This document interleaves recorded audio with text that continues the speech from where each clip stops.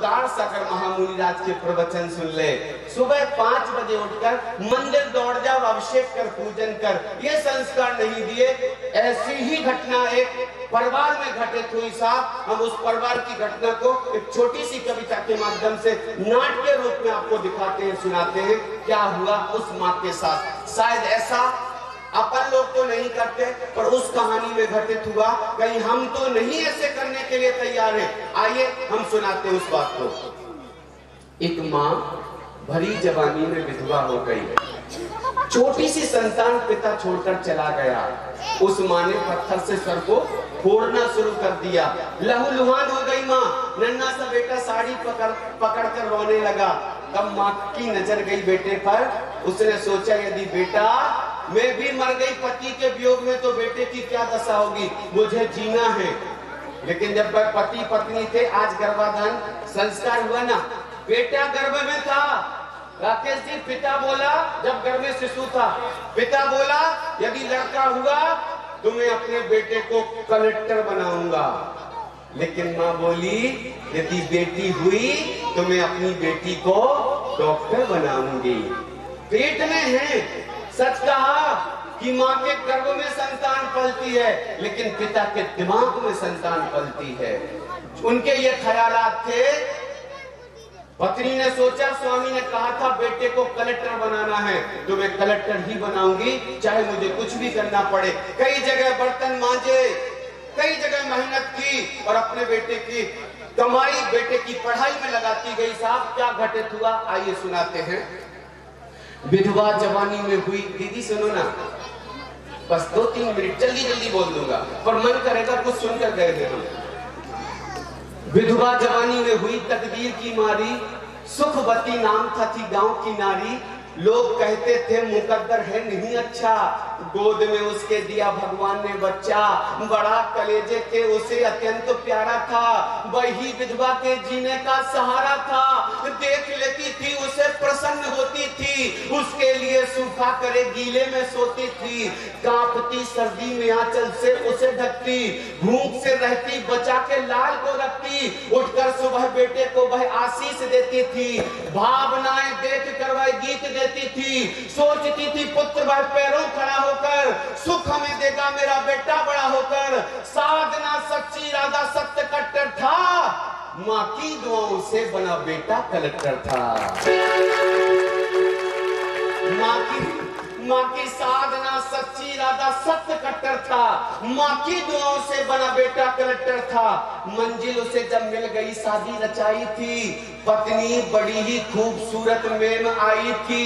रूप का झूला मिला तो झूल बैठा था, माँ के पुराने सारे कष्ट भूल बैठा था। रूप का पत्नी के रूप में रूप का झूला मिला तो झूल बैठा था, माँ के पुराने सारे कष्ट भूल बैठा था। मौन यौवन की खुशी से छेड़ती कैसे, आधुनिक बहू बूढ़ी सास को झेलती कैसे। लड़की बड़े घर की नवाबी छांटती रहती, ठोकर निकलती थी हमेशा डांटती रहती। चैन बत्ती बुझ गई थी रोज का झगड़ा, नित नई नई बात पर होने लगा झगड़ा। क्रोध में एक दिन पत्नी पति से बोली, जी हमारा भर चुका इस बुढ़िया से बहुत कुछ होली, आज होगा फैसला या नेक रहेगी, घर में बुढ़िया रहेगी या फिर बहू एक रहेगी।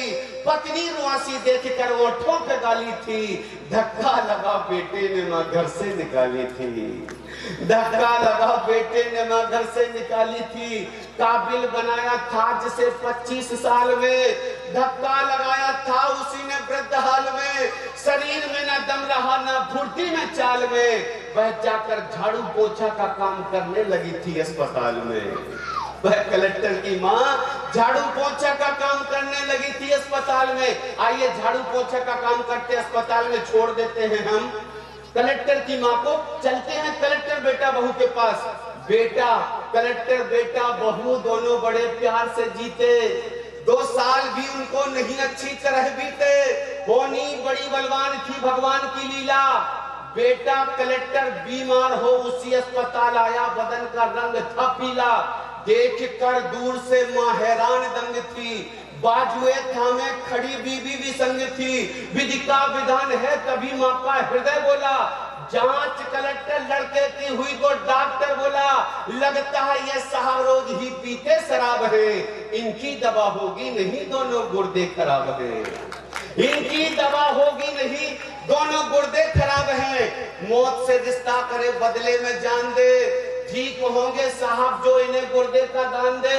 और डॉक्टर पत्नी से बोला पते हैं तुम्हारे तो व्यू रचना तुम ही दे दो, सिंदूर की रक्षा करो गुर्दे इन्हें दे दो। मैम बोली लाके क्या खतरा भरा डर है, ये जिए या हम जिए हद तो बराबर है, मार कर हमको अगर इनको बचाएंगे विश्वास क्या है निश्चय ठीक हो ही जाएंगे। झेलना है जो हलक सिंदूर जो होगा वही भगवान को मंजूर जो होगा। मैं बड़े घर की बेटी ऐसा कर नहीं सकती, ये मरे तो मरे मैं मर नहीं सकती, मैं मर नहीं सकती हूँ दुनिया जाए भाड़ में।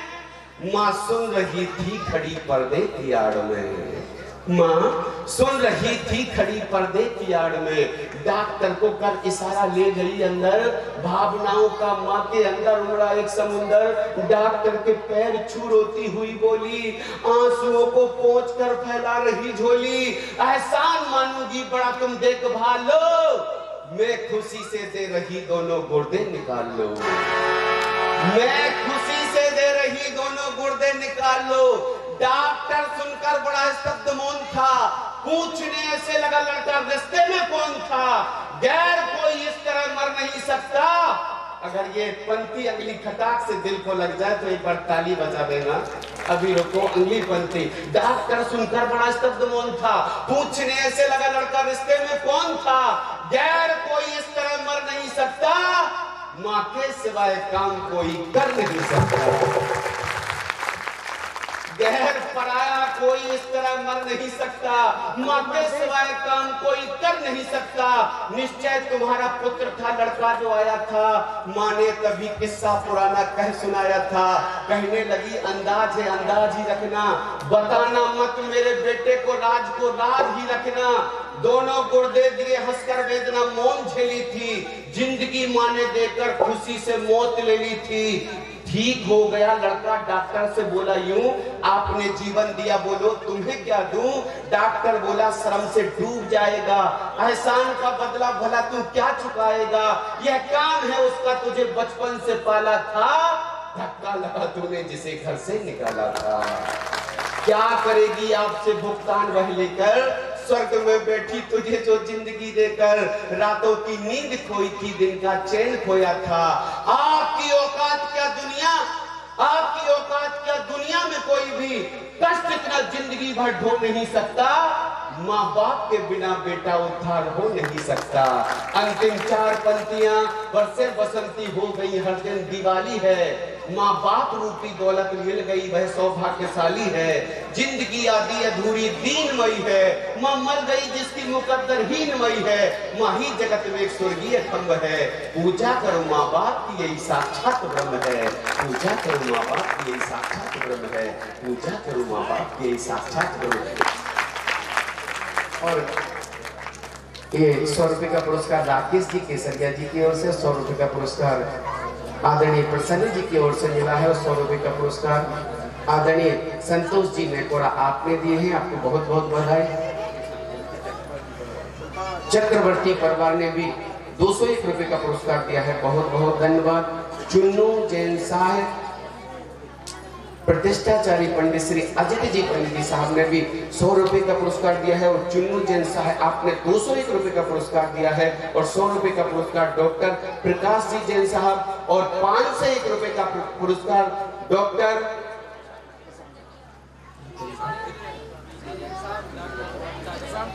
प्रशांत जी जैन साहब, ममता जी जैन साहब, आपकी ओर से 501 रुपए का पुरस्कार मिला है, तो बहुत बहुत धन्यवाद। रुपए का पुरस्कार दिया है, बहुत बहुत धन्यवाद।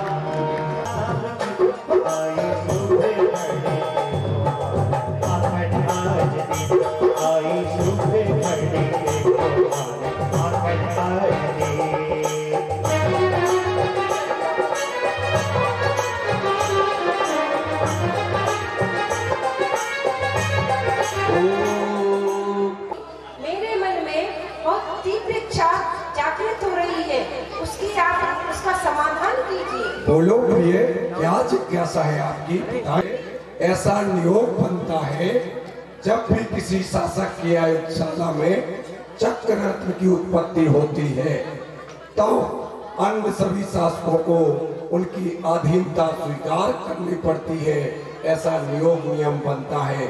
यदि कोई शांत प्रिय तरीके से अधीनता स्वीकार लेता है तो ठीक है, और ऐसा नियम है। प्रिय, बहुत अच्छा, मुझे बहुत समझ में आ गया। स्वामी जय जय। जय जय। प्रिय स्थान पर जोरदार ताली बजाते हैं, शरण जो आते हैं, दर से जो पाते हैं, उन पुण्य वालों के भाग चढ़ जाते हैं। सबको एक बार हमारे तुम्हारी जय जयकार हमारे महावीरा, हो करना के अवतार हमारे महावीरा।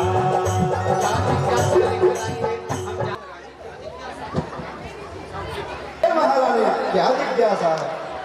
ये स्वामी मेरे मन में जिज्ञासा है कि चक्रवर्ती का वैभव कैसा होता है? प्रिय, कितना सुंदर प्रश्न कहा आपने। ध्यान से सुनिए।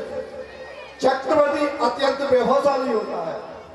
वह हजारों देवों से रचित चक्र रत्न और 14 विशिष्ट रत्नों से विदित होता है, जिसके कारण उसके समस्त इच्छानुसार सामान होते हैं। इतना ही नहीं प्रिय, उसके पास 9 निधियां, 7 प्रकार की दिव्य देशना और 10 प्रकार ये भोग सकता है। आया समझ में प्रिय? जी स्वामी, मेरी समस्या का समाधान हो चुका है। जय जय। आपकी नेतागिरी में बातें करने लगी। अपने स्वामी को घूमने ले जाना था तो क्या लगी सर बस तुझे हम जय हो, सर बस तुझे हम मिलते मनाएंगे। तेरे आगत भक्ति भाव हो, तेरे आगत भक्ति बताएंगे। सर बस तुझे हम मिलते मनाएंगे। मन में एक जिज्ञासा है। कहिए, क्या जिज्ञासा है? ये स्वामी, यह चक्रवर्ती समस्त विद्याओं एवं देवी शक्तियों का स्वामी होता है? यदि ऐसा है तो क्या ये किस रूप में कार्य करती है? हे देवी, आपका प्रश्न अति सुंदर है। यहाँ उपस्थित सभी पार्षद एवं सभासद मेरी बात ध्यान से सुनो। चक्रवर्ती के पुण्य योग से चक्रवर्ती के पुण्य योग से देवी देवताओं, सभी देवी देवता चक्रवर्ती के बस में रहते हैं। वो अपनी इच्छा अनुसार देवियों का अपनी इच्छा अनुसार उपयोग करता है। आया समझ में?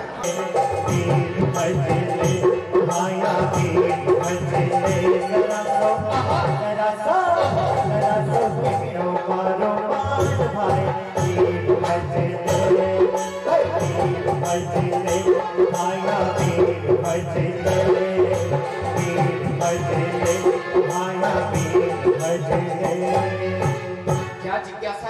मेरे मन में एक जिज्ञासा उत्पन्न हुई है, कृपया समाधान कीजिए। प्रिय समाधान चक्रवर्ती, आपके मन में कौन सी जिज्ञासा प्रकट हुई है? कृपया करके बताइए। बहुत अच्छा आपने प्रश्न किया है, उसका उत्तर हम आपको दे रहे हैं। प्रिय सभासदों, चक्रवर्ती के पृथक प्रक्रिया के द्वारा 96,000 शरीर बनाने की क्षमता होती है। जब चक्रवर्ती दिग्विजय पर निकलता है तो अधीनस्थ राजा अपनी कन्याओं का विवाह चक्रवर्ती के साथ करते हैं। इनमें मुख्य रानी के अलावा 32,000 आर्यखंड के 32,000 विद्याधरों से तथा 32,000 मिलेच्छ खंड की होती हैं। इसलिए आपको क्वेश्चन समझ में आ रहा है? लक्षण दे रहा हूँ। अब ये तो बहुत अच्छे से जानती थी इनके करतूतों को। ये बोली रहने दो, हम आपको बहुत अच्छे लक्षण कुछ नहीं दे रहे हो। आप दशरथ बन के घर में 3 घरवाली लाने का विचार कर रहे हो। सपनों में खो गया मैं तेरा होगा, छोड़ के टूटी दुनिया सारी मैं तेरा हो गया।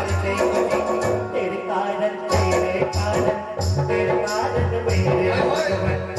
कारण मेरे भगवान।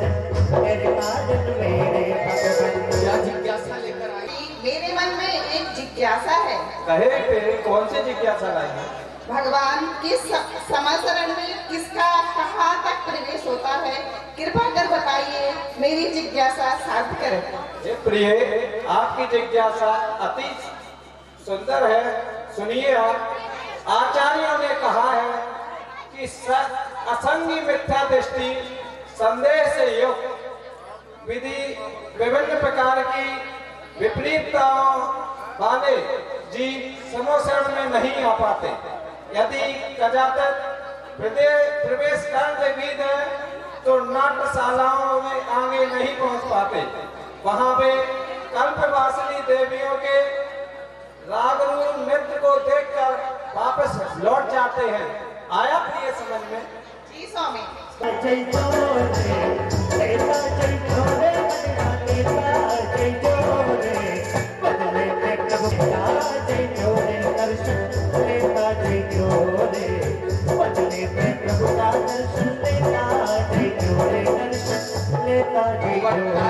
एक छोटी सी जिज्ञासा उत्पन्न हुई है, कृपया उसका समाधान कीजिए। हे प्रिय, सलाका पुरुष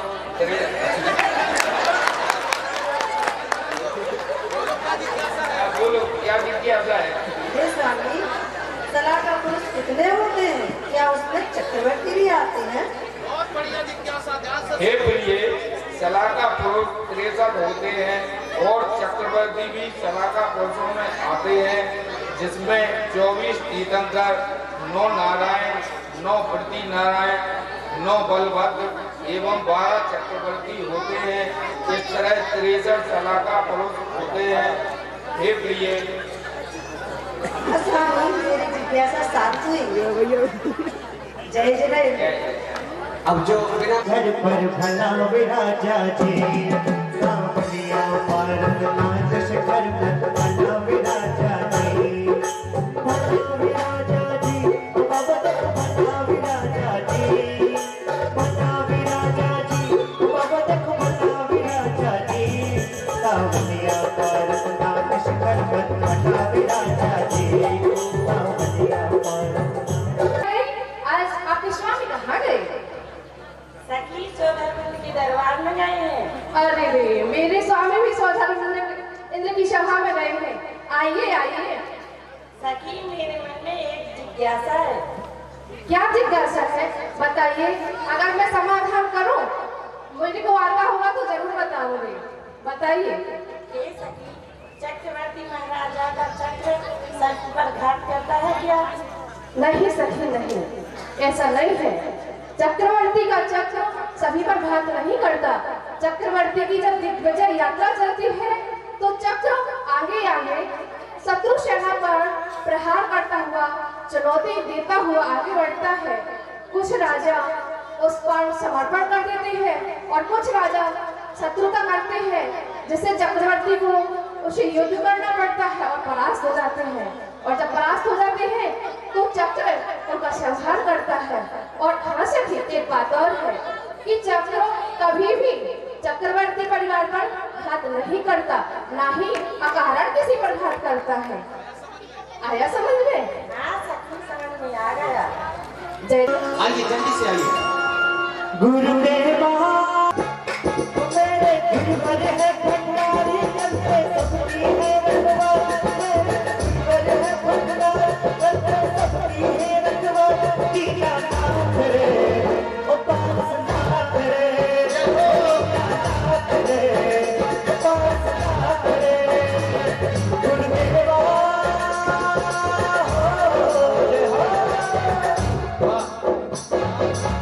मेरे मन में एक जिज्ञासा है, कृपया कर उसका समाधान कीजिए। कहो महारानी, कौन सी जिज्ञासा है? चक्रवर्ती के इसके अलावा और कितने वैभव होते हैं स्वामी? चक्रवर्ती के इसके अलावा जो बहुत से वैभव होते हैं उन्हें शब्दों में व्यक्त करना तो संभव नहीं है, लेकिन आपकी जिज्ञासा है तो उसको ध्यान में रखते हुए कुछ वैभव मुख्य हैं जो वो इस प्रकार हैं, हम वो आपको बताते हैं। इस चक्रवर्ती के जो मुख्य वैभव है उसको निम्न प्रकार बताया जा सकता है। उनके 84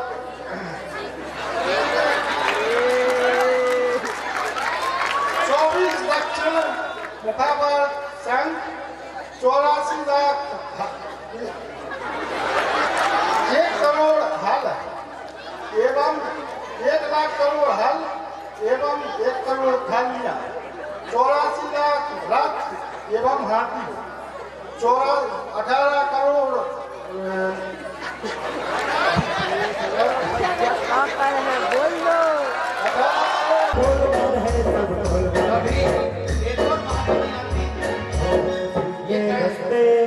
ये कह रहे थे, मैं पूरा याद करके आया था और इधर से महाराज आ रहे हैं, क्या जिज्ञासा लेकर आ रही है? आइएगा।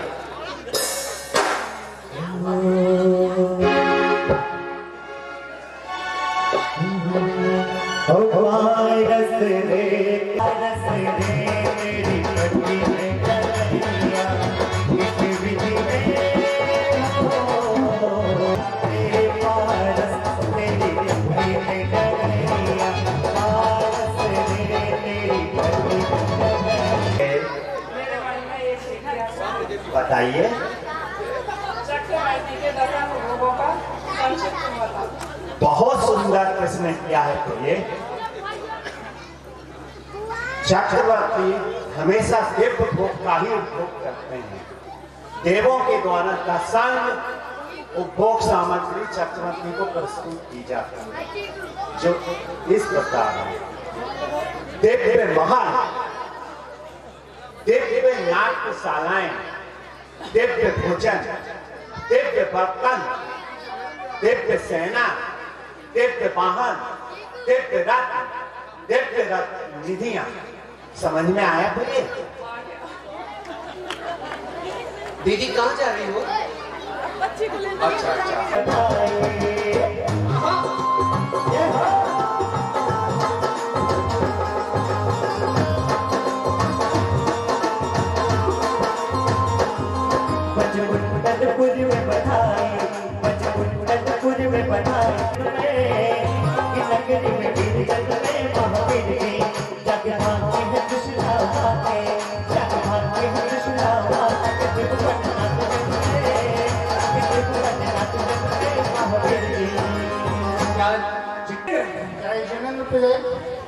हे स्वामी, चक्रवर्ती के शरीर में ऐसी कौन सी शक्ति होती है कि वो हर कार्य कर लेते हैं? प्रिय, आपका प्रश्न बहुत ही सुंदर है। चक्रवर्ती महाराज स्वयं शक्ति के धनी होते हैं। वो समस्त सुरक्षा सहित बलवान शरीर वाले तथा उनकी दृष्टि स्पर्श रस गंध में 9 योजन तक देखने की शक्ति होती है। उनकी चक्षु इंद्रिय 4,72,630 योजन प्रमाण तक देख सकती है। उनकी इंद्रिय शक्ति 12 योजन प्रमाण तक समर्थ है। वो अतुल बल के धनी होते हैं। संसार में चक्रवर्ती की सेना से कोई नहीं जीत सकता। इस कारण चक्रवर्ती संसार में सबसे उत्तम होते हैं। हे प्रभु, धन्य हो, धन्य हो, धन्य हो। आपने बहुत अच्छी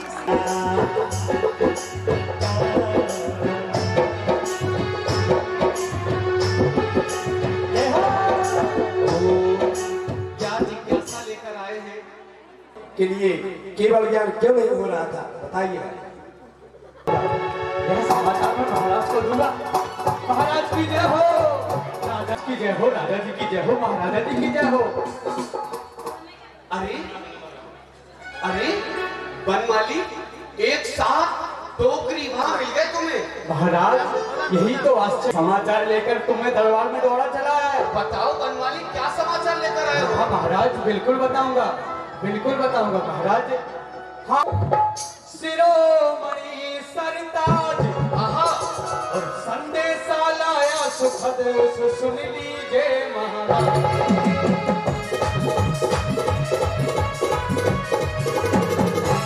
महाराज सुन लीजिए महाराज, आश्चर्य हुआ देखी अति भारी। हाँ क्या हुआ?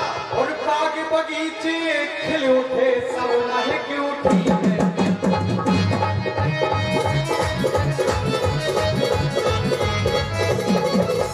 और महाराज सभी ऋतुओं के फल आए, सभी ऋतुओं के फल आए, फल आए, सभी ऋतुओं के फल आए, गीत भक्ति मिल आए। और महाराज घातिया कर्मों का क्षय किया है। और आपके ग्रस्त जीवन के पिताश्री को केवल ज्ञान हुआ।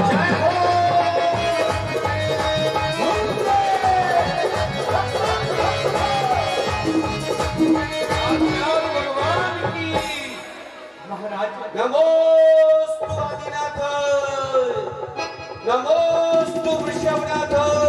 ज्ञान हुआ और ये समोसन की देशना सुनने के लिए राज ऋषि से पूछते हैं कि 3 समाचार मिले, पुत्र रत्न की प्राप्ति का, चक्र रत्न की उत्पत्ति का और पिताश्री को केवल ज्ञान की प्राप्ति का। पहले हम किस समाचार को, किस समाचार की खुशियां मनाएं? तो राज ऋषि ने कहा पुत्र रत्न काम पुरुषार्थ से, चक्र रत्न अर्थ पुरुषार्थ से, लेकिन पिताश्री को केवल ज्ञान की प्राप्ति उनके तपस्चरण से, शांति से, पुण्योदय से हुई है। सर्वप्रथम समोसन में जाकर उनकी पूजा अर्चना वंदना करना चाहिए। चूंकि रात्रि है इसलिए प्रातः काल की बेला में आप समोसन की पूजा करेंगे। इस प्रकार भरतेश ने समोसन की पूजा की।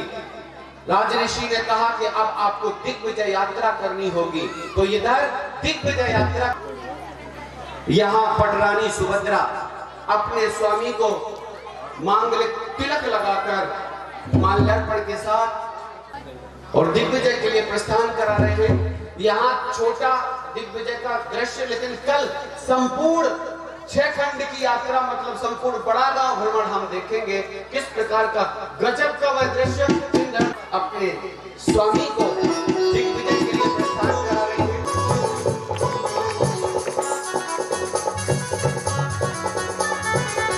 माल्यार्पण के साथ विजय माला पहना रही अपने स्वामी को।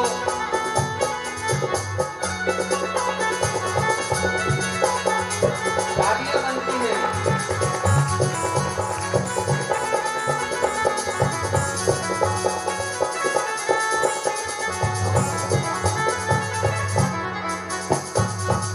विजय प्रतीक खड़क देकर करने लगती अपने स्वामी से। हे स्वामी, आप 6 खंड के अधिपति बनने जा रहे हैं। हे स्वामी, आप 6 खंड के अधिपति बनने जा रहे हैं। सारे ही धरती पर आपका एक छत्र राज्य होवे, यही मेरी कामना है और यही मैं वीतराग प्रभु से मंगल अर्जी लगाती हूँ। हे प्रभु, आप विजय प्राप्त करके आए और इस अयोध्या नगरी को पुनः प्रफुल्लित करें। हे स्वामी, आपकी प्रतीक्षा रहे, आप दिग्विजय होकर आए। हे स्वामी, चलिए यात्रा प्रारंभ करते हैं। चलिए। और इधर साथियों के साथ में सजाइए हाथ में,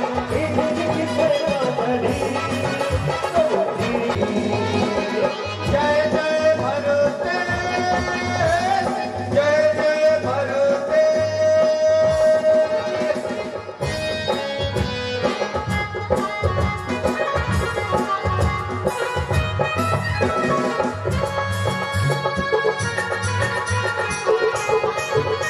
वो भारत की सेना चली, भारत की सेना चली।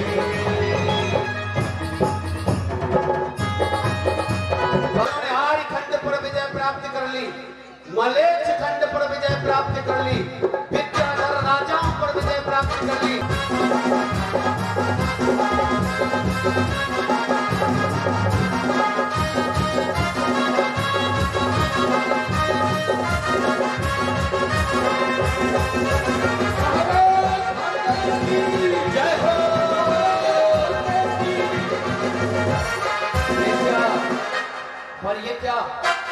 वैसे ही अयोध्या के गोपुर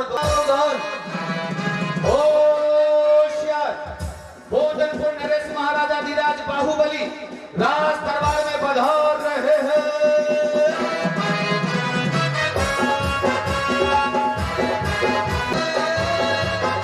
महाराजा जी राज्यसभा में आए। जय हो जय हो बाहुबली की जय हो जय जय हो बाहुबली बाहुबली जय बाहुबली जय बाहुबली जय बाहुबली।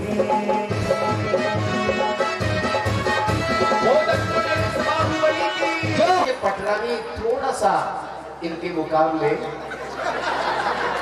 अच्छी लग रही है, क्या समझ रहे हो?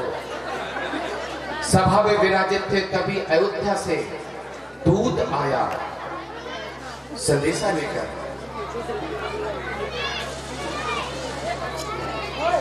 दूत चला रहा,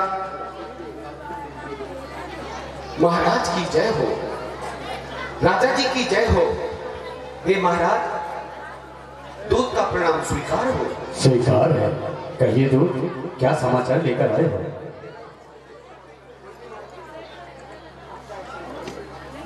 हे महाराज, कहिए, कोई परेशानी तो नहीं हुई? हे महाराज, किसी भी प्रकार की नहीं हुई। जब चक्र रुकने का कारण पूछा तो उन्होंने कहा क्या कहा? कि बोधनपुर नरेश बाहुबली यदि चक्र को नमस्कार करें अर्थात हमारे चक्रवर्ती सम्राट महाराज ने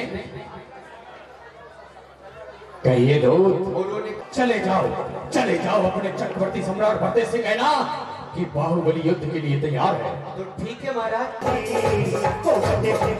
बाहुबली बाहुबली बाहुबली। और इधर भरतेश की सेना आमने सामने चले। ओ भारत की सेना चली, भारत की सेना चली, भारत की सेना चली, चली चली चली चली, भारत की सेना चली। ओ बाहुबली सेना चली, बाहुबली सेना चली। जय जय बाहुबली, जय जय भरतेश, जय जय भरतेश, जय जय बाहुबली। यहाँ युद्ध की दुंदुभी थे जो भरत और बाहुबली का प्रकार कर रहे हैं। अच्छा, रक्त की नदियां बह जाएंगी, क्या यही पिता कह के गए थे? दोनों माता चिंतित थे और सीख इस बात से लेनी है कि नंदा का पुत्र भरत और सुनंदा का पुत्र बाहुबली आज की माता होती तो अपने बेटे की पक्षधारी करती, अपने बेटे को श्रेष्ठ बताती। पर धन्य है ऐसी माताएं, अपने बेटे को तो दोषी ठहरा रही और दूसरे के पुत्र को श्रेष्ठ ठहरा रही। यही तो है तीर्थंकरों करने जा रहे हैं। नहीं नहीं बहन, मैंने तो नहीं सुना। बहन, इस युद्ध से महाविनाश होगा। भरत भले ही मेरा बेटा है, लेकिन चक्रवर्ती बनने पर छोटे भाई से युद्ध करना कदापि उचित नहीं है। नहीं नहीं बहन, इसमें आपके बेटे की कोई गलती नहीं है। असमान बड़े भाई से युद्ध करने का निर्णय लिया है, उसे युद्ध करने में अधीनता स्वीकार कर लेना थी बहन। नहीं बहन, गलती तो भरत की ही है, जो चक्रवर्ती बनने पर अपने छोटे भाई बाहुबली से युद्ध करने का निर्णय लिया है। यह निर्णय कदापि नहीं होगा। मैं अपने बेटे को इस युद्ध के लिए रोकने का प्रयास करूंगी। ठीक है बहन। चलिए बहन, मंत्री की सलाह लेकर के कुछ उचित कार्य करते हैं। ठीक है बहन, चल। ये महारानी जी, मैंने अथक प्रयास किया कि दोनों में ये युद्ध न हो, क्योंकि दोनों भाई तो चरम शरीरी है, बच्च शरीरी हाजिए है, आप पर हाजिए है। सलाह का पुरुष तीर्थंकर के पुत्र, इनका तो कुछ नहीं बिगड़ेगा। लेकिन सगे भाई, एक अयोध्या का सैनिक तो एक बाहुबली का सैनिक, सगे भाई अपनी अपनी राजाओं के मान प्रतिष्ठा के लिए आपस में टूट पड़ेंगे और रक्त की नदियां बह जाएंगी। ये धरती पर कोई भी ऐसा धूल का कण शेष न रहेगा जो खून से ना सना हो। महारानी जी, मैं गया था, राज ऋषि से परामर्श किया तो राज ऋषि ने कहा है कि दोनों भाइयों में ही आपस में युद्ध करा दिया जाए, और वो भी अहिंसक युद्ध। पहला युद्ध उन्होंने कहा दृष्टि युद्ध, दूसरा जल युद्ध और तीसरा मल युद्ध। अर्थात दोनों ने इस बात की स्वीकृति भी दे दी। आप निश्चिंत रहें, आपकी प्रजा का कुछ भी बाल बांका नहीं होगा, प्रजा सुरक्षित रहेगी। आप रणवास में पधारें। इसमें प्रजा का कोई विनाश ना हो, ऐसा उपाय करिएगा।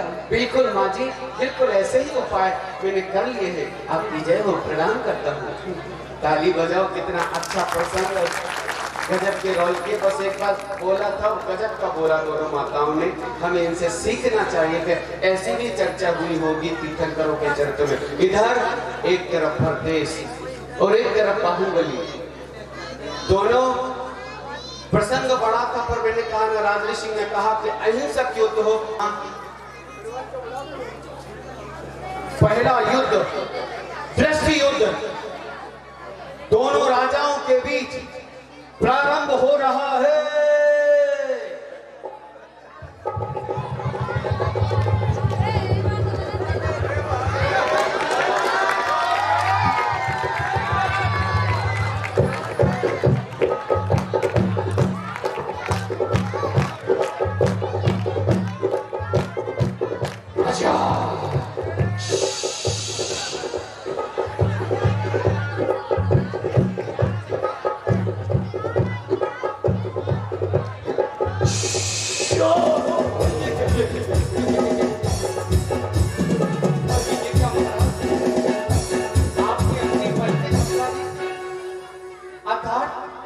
आपने अपनी दृष्टि बंद कर ली, नेत्र बंद कर लिए। आप प्रथम युद्ध दृष्टि युद्ध हार गए। जय बोलिए बोधनपुर नरेश बाहुबली की। पहला युद्ध हार जाते परदेश, कोई बात नहीं महाराज। दूसरा युद्ध जल युद्ध है, जरूर आप जल युद्ध में विजयी रहेंगे। दूसरे युद्ध में आप विजयी रहेंगे, क्योंकि मुझे अच्छे से याद है आप ही जल में तैरते तैरते बाहुबली को युद्ध सिखाते थे। दूसरा युद्ध जल युद्ध प्रारंभ किया जाता है।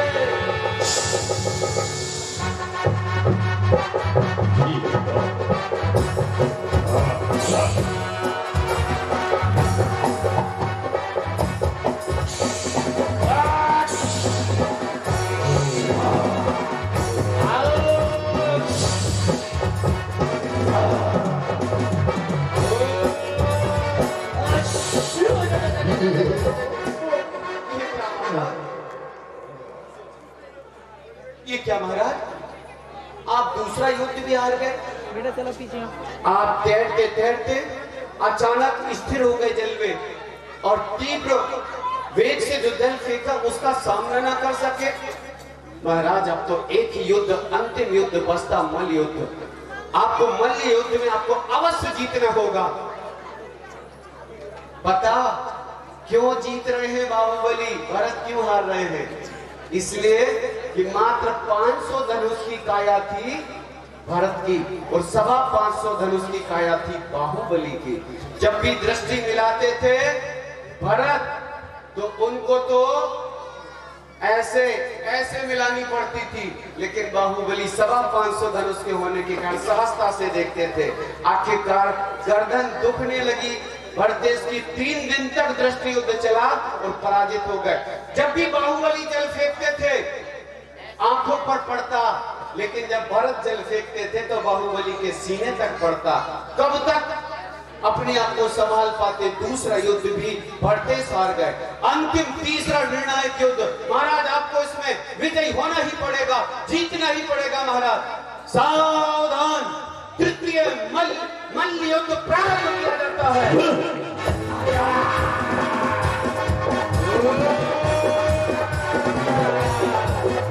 आजा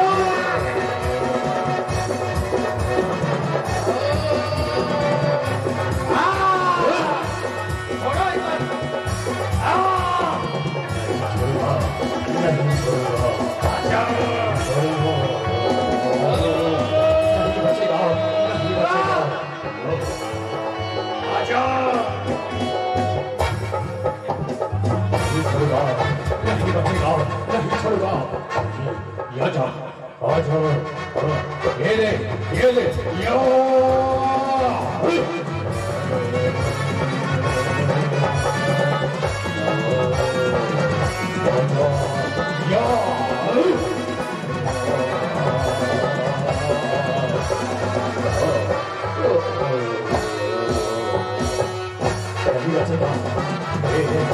आजा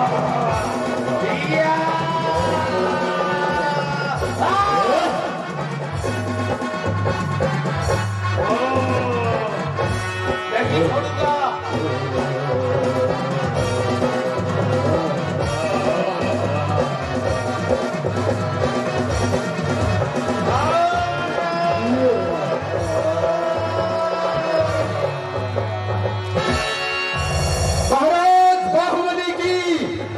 महाराज बाहुबली की जय हो। महाराज बाहुबली की जय हो।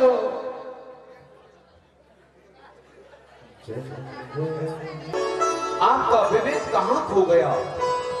परम विवेकी होते हुए, बुद्धिमान होते हुए भी आपने अपने ही छोटे भाई पर सुदर्शन चक्र का प्रहार कर दिया। क्या आपको पता नहीं? सुदर्शन चक्र परिवार वालों का घात नहीं करता। ये आपने अच्छा नहीं किया। लेकिन इधर जैसे ही बाहुबली को पता चला एक चक्रवर्ती पद पाने के लिए मेरे बड़े भाई ने, पिता तुल्य भाई ने मेरे ऊपर प्राणाघात किया, अब मुझे ये पद नहीं चाहिए। मैं जान गया, मैं समझ गया संसार की वास्तविकता। पद की लालसा में पिता तुल्य भाई भी अपने पुत्र का वध कर सकता। धिक्कार है ऐसे वैभव के लिए अपना राजमुकुट उतार कर बड़े भैया के चरणों में रख देते। ये लीजिए बड़े भैया, मुझे नहीं बनना चक्रवर्ती, आप बन जाइए। तो दौड़ पड़ते भरत चरण पकड़ लेते बाहुबली के। नहीं बाहुबली, मैंने पहले भी 99 भाई बन चले गए मेरे कारण, और तू भी दीक्षा लेकर बन चला जाएगा। अरे तेरी माँ क्या कहेगी रे? नहीं, मैं तेरे हाथ जोड़ता। तो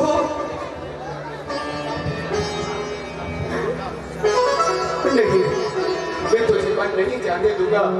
मैं तुझे बन नहीं जाने दूंगा भैया, तुझे बन नहीं जाने दूंगा। हुआ जिस पर प्रभु को कोई रोक नहीं पाया, मन में कोई रोक नहीं पाया, मन में अपनी उपमा बन आप खड़े, कोई और नहीं इंसान जग में, कोई और नहीं इंसान है जग में। इनके सुमिरन से प्राप्त हमें, इनके सुमिरन से प्राप्त हमें, बाहुबल हो आत्मबल हो, हम यही कामना करते हैं। मना रहे हैं भरतेश, बाहुबली नहीं जाओ, बड़े छोटे भाई नहीं जाओ, मेरे भाई नहीं जाओ, मेरे भाई नहीं जाओ। सोबत दे तुम्हें मेरी, मुझे इतना न तड़पाओ, मेरे भाई नहीं जाओ, मेरे भाई नहीं जाओ। तुझे कसम है बाहुबली, तुझे कसम है मेरी, तू मत छोड़ के जा मुझे, मैं तेरे हाथ जोड़ता हूँ।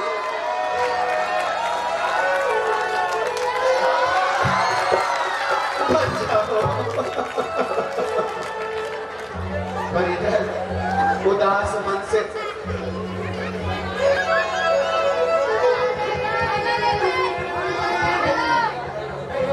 मित्रों, क्या सुंदर दृश्य बनता। भरतेश वैभव पुस्तक पढ़ना, भरत चक्रवर्ती के प्रसंग को पढ़ना, भरतेश वैभव में क्या चरित्र चित्रण किया दोनों भाई का। यहाँ वैरागी हो रहे बाहुबली, तो पैर पकड़कर रोक रहे भरतेश। ऐसे लग रहा दोनों के नैनों में अश्रु की धारा है। ऐसे लग रहा जैसे भरत अपने नैनों के जल से मुनिराज बने बाहुबली के चरणों का प्रक्षालन कर रहे हो, और ऐसे लगता जैसे बाहुबली नैनों के जल से भरतेश का चक्रवर्ती अभिषेक कर रहे हो। धन्य है वह दृश्य, यहाँ बाहुबली वन विहार कर जाते और चले जाते बाहुबली। अंतिम दृश्य बाहुबली के वैराग्य का वह सीन। महामूल्य बाहुबली बने, उनको केवल ज्ञान की प्राप्ति हुई कि नहीं? तब दिव्य ध्वनि में खिला कि अभी नहीं हुई, पर जब तुम यहाँ से अयोध्या वापस जाओगे तो अपने महामूल्य बाहुबली को वैराग्य केवल ज्ञान पाते हुए देखोगे। यहाँ भरतेश जाते और समझ जाते, लगता है महामुनिराज के मन में कोई विकल्प पड़ रहा कि जिस धरा पर ये तपस्चरण कर रही है धरा भारत की है, हमें इस विकल्प को दूर करना होगा।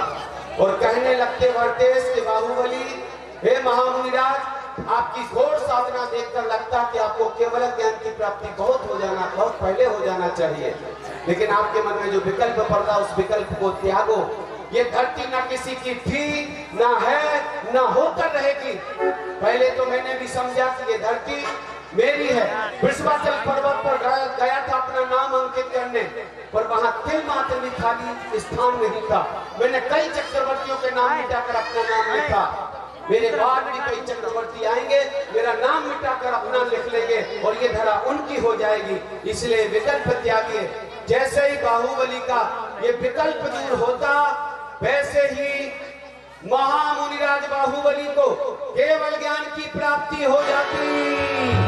बोलिए महामुनि केवल ज्ञानी बाहुबली भगवान की।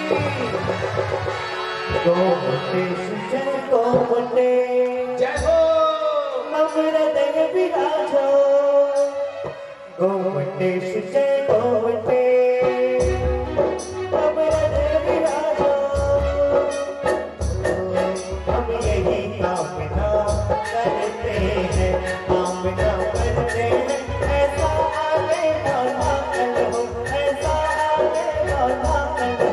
हो नगर नगर में बाहुबली, हो नगर नगर में पात्र है महामंडलेश्वर, मंडलेश्वर आदि आदि सभी पात्र है। सभी भक्तियों के नंबर लिखा हो, कृपया कर अपना पुरस्कार प्रदान जिनकी भी पर्ची में 0024 0024 लिखा हो, आए और अपना प्रथम पुरस्कार ले जाए। जी आइए।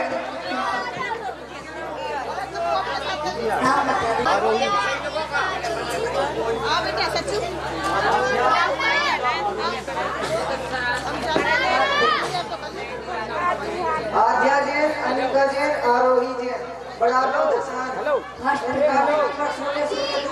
जो भी हो आकर अपना प्रथम पुरस्कार टंकी ले जाए। द्वितीय पर्ची निकाली जा रही है।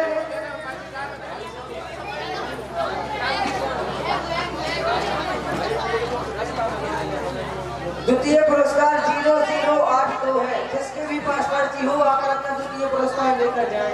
0082 0082।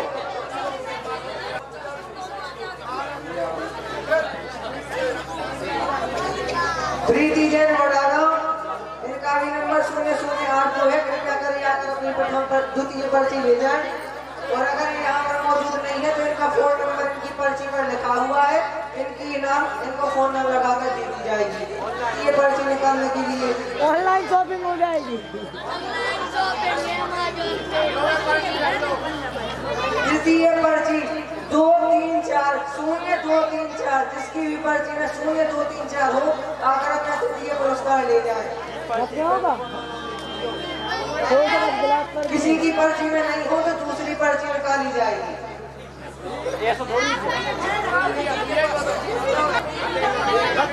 मिल जाए